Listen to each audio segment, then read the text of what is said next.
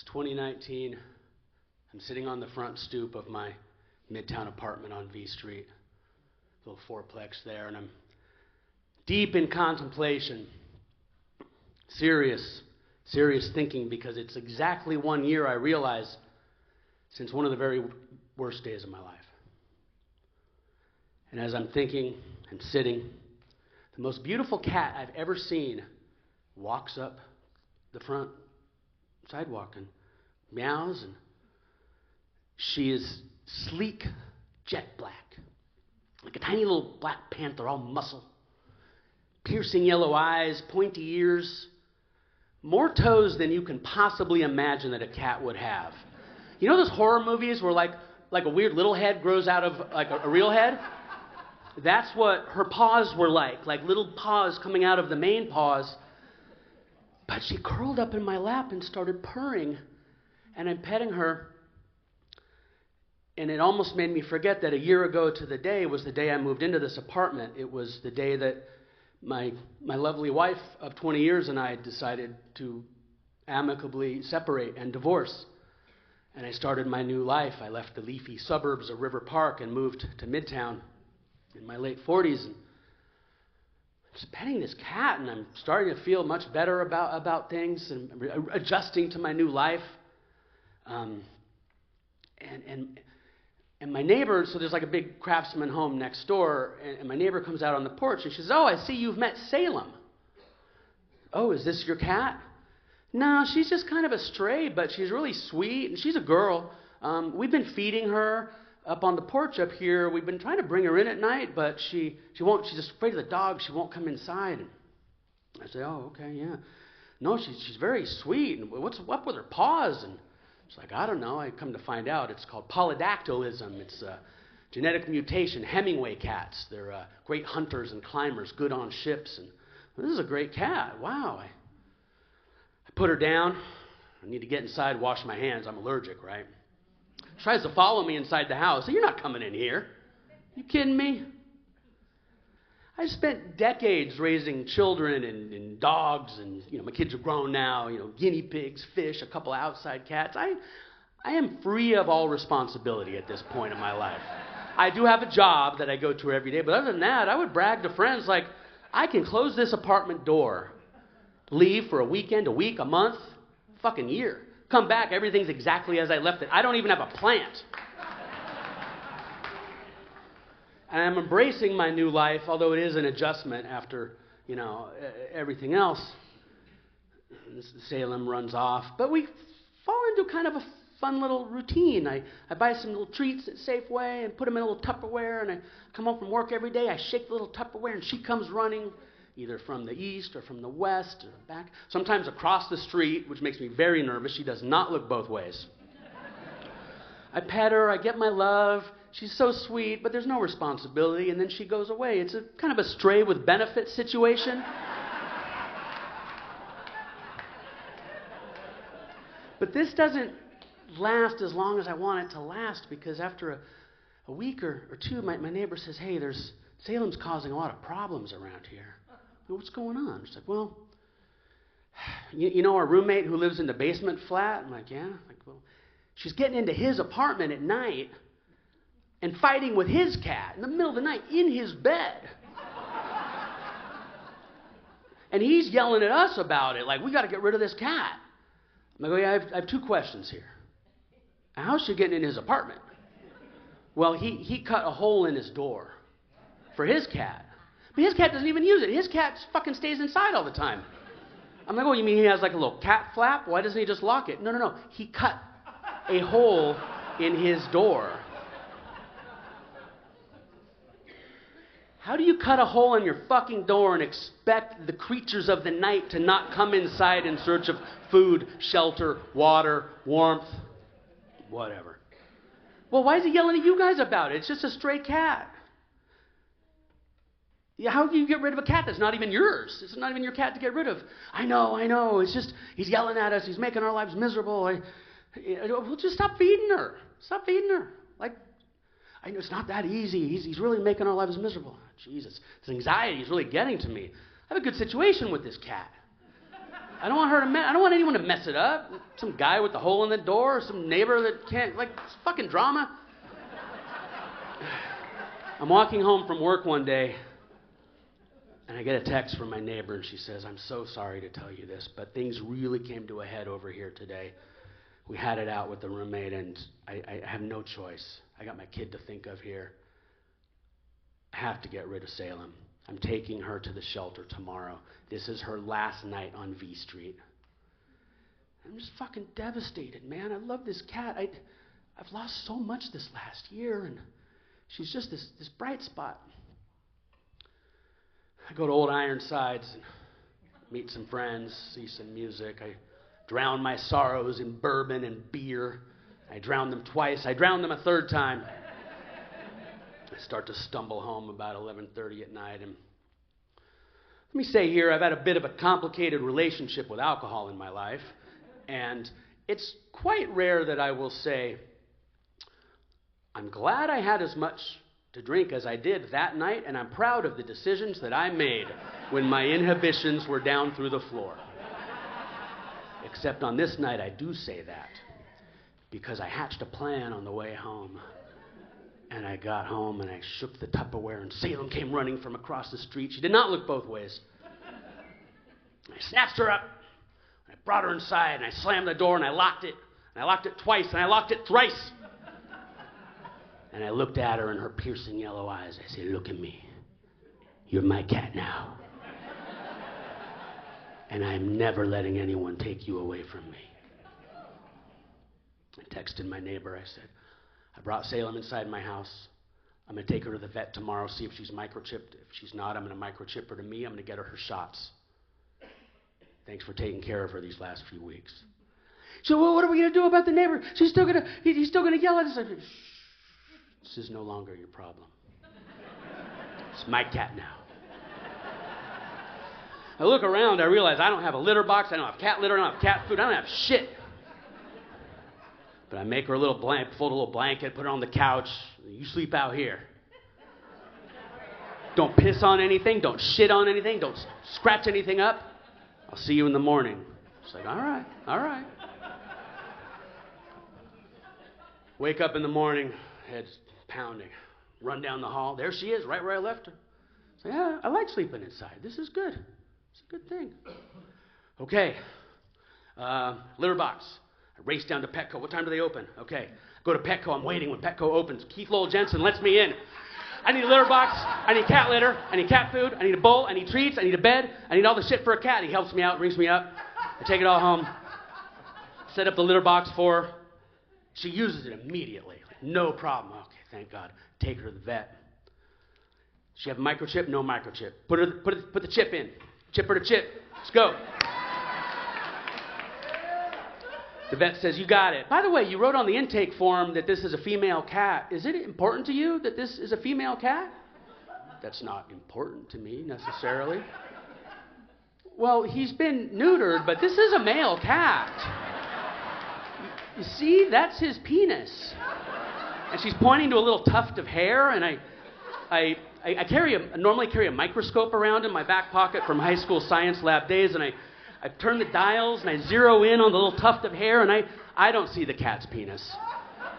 I've never seen a cat's penis. These are microscopic organs.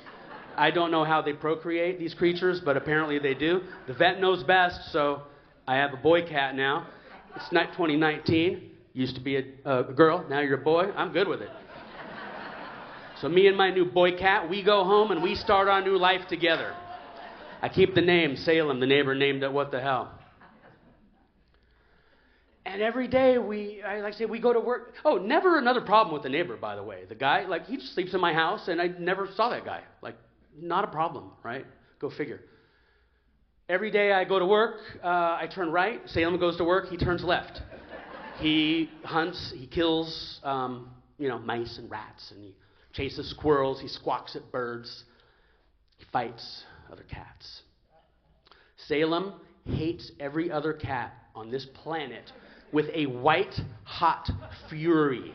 Every cat is his mortal enemy. And he would come home bloody and little patches of hair gone and beat up, and he'd say, Dad, you should see the other cat. I believe you, bud. Look at all those paws and all those nails. I know it. After a few months, I got to get him a collar. I buy him one of those little reflective breakaway collars, and I order him a little tag, a little round tag that says Salem with my phone number on it. And I take a picture of him, and he's so cute. You ever take a picture of like a little boy with a suit and tie, and they look so cute? He looked just like that. I was so proud of my little guy. He's official now. And the first day he's wearing the collar, it's a Sunday morning. I'm sitting on the stoop drinking coffee, and he takes off to do his work. He turns to the left, and I see him kind of chasing a squirrel. I give him a half-hearted, Salem, leave that poor creature alone. Come on. And a few minutes later, it's a common sound in Midtown. It's the squeal of car tires and the screech of brakes, and I don't think much of it. And then I hear the sound of an animal in pain, and I realize, well, this is my animal. And I run out to the street, and his little collar is just laying there, scrunched up, and he's laying there. He has not been run over, but he is crying. He's screaming. There's blood. I scoop him up. I get him to the emergency vet. I save him. Say, please save my baby. I've lost so much. I love him so much. I realize, after all those years of raising, the kids and the animals and all that stuff, the kids are grown now, I do need some little creature to take care of. I need someone to love, someone to give me a little responsibility in my life, and I think he needs me too. I even start getting plants. Say, please save him. I can't lose him. And the vet comes back a little while later. She says, it's good news, okay? He's been hurt pretty badly, but we can fix him. He has several broken ribs. He's lost a lot of blood. He has a broken face. His jaw has been split into two. We can do surgery. We will fix him. He's a young cat. He's a strong cat. He's like a year and a half old at this point. He'll be good as new. It's not going to be cheap. I'm looking at $6,000, $7,000. And I've recently been through a divorce. That's a bit of a financial hardship. I have a couple kids in college. But I do not hesitate. I reach back for the MasterCard and I whip it out like a gunslinger. I say, take my money! And the credit card, it's one of those heavy ones. It bounces off the vet's forehead and falls to the floor. He says, sir, you can just go pay up front. We don't have to do this right now. Take my money! You have to save him. Now. He's in the kitty ICU for about a week. I get him home. He's shaved all weird. I have to feed him intravenously for a while. But sure enough, the vet was right. Came back. Perfect. Good as new. Lost an incisor. But I have to make a heartbreaking decision. And I sit him down. I said, buddy, we got to talk. He's like, what? He looks at me and his piercing yellow eyes. I'm like, I hate to tell you this, but you are never, ever going outside again. Ever. He's like, God damn it. So now he's an inside cat. Now when I go to work and turn right, he sits in the window and watches me. And when I come back at night, he's sitting in the window watching me. But we have a good life, and this life goes on. Actually, shortly after this, really only about 3 weeks after this, after I get him back, the most amazing thing happened. It was like good news for both of us. Changed our lives. I was so ecstatic. There was a global pandemic where millions and millions of people around the world died. That's the bad part. The good part is I got to work from home full time, and now we're both inside cats. And we hang out 24/7. But eventually I got to go back outside. And we lived this way for many years. We moved to a couple different places. Last year I bought a house in Tahoe Park, and I've got a decent-sized little backyard. It's a quieter street, quieter little neighborhood. People would say, hey, you going to start letting him back outside again? I said, oh, hell no.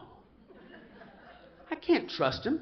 He doesn't, I can't risk it. He doesn't understand the street. He doesn't understand cars. And they would say, reasonably, he might now, given what happened to him. I can't. He's just my little baby. He doesn't go outside. I can't risk it. I can't lose him. He's like 8 years old. We got a lot of time left together. Last year, he'd been having some health problems. He's like throwing up a lot. And cats are pukey little creatures, but it is a little more than normal. He eats it all back up. He's getting all his nutrition, but it's like, this is a lot of puke. I've had kids and dogs. I'm no stranger to puke, but this is going on a lot. Try changing the food, the whole thing. None of it works. Take him to the vet on the special day that the ultrasound tech comes, and we figure it's a GI thing. We'll get him on medication. He'll be all right. He's about 8 years old at this point. And the vet calls me, and he says, Mr. Powell, I am so sorry. It's the same vet that pointed out his penis to me, by the way. She's known him for years. She's known us for years. She's a wonderful vet. River City Cat Clinic. It looks like there's a mass in his stomach, and we're pretty sure it's stomach cancer. Stomach cancer? No, that can't be. What? He's only 8 years old. What do you mean you think? Like, how do we know for sure? Says, well, there's a special diagnostic lab that we can send you guys to. There's complex machinery they use for the diagnosis. It ends up being between $4,000 and $5,000. Like, wait, just for the diagnosis? Yeah. And the vet is practically crying. I said, well, okay, well, then what's the treatment plan after that? And she says, well, there's treatment. It's quite expensive. It'll probably run you between $10,000 and $20,000, and we can typically extend their lives by several months. She's not trying to sell me on this. Several months. You don't understand. He's just my little baby. We have years and years. We're going to be old men together. I'm not ready for this. When we hang up, I cry for fucking hours. Like ugly cry, like punching the floor, and I cry harder than when my own father died. I cried harder than when my mother died. He's just my little baby. I'm supposed to protect him. He's just so small. I can't, I saved him from the shelter and from the neighbors. I saved him from the car crash, but I can't save him from cancer. The good news is he doesn't know he has cancer. He seems to feel all right. We give him medication that stops the puking, and he seems fine. Ish. And after a few days of kind of grieving this, and I come to another difficult and heartbreaking decision. I sit him down. I said, buddy, we got to talk. He's like, oh, another talk. Look at me. I can't believe I'm saying this, but you can go outside again. I don't know how much time you have left, and I want you to live your best life. And I know that's where you want to be, because all you do is look out the fucking window all day, every day for your entire life. So I had saved that little tag, and I got him a new collar, and I started letting him out, and he becomes an inside-outside cat, and he chases, he kills the rats and the mice. He's graduated to killing squirrels and even a bird once. And it's his DNA. It's all he knows how to do. And he's so goddamn happy out there. And I sit in my home office, watch my little black panther traverse the back fence there.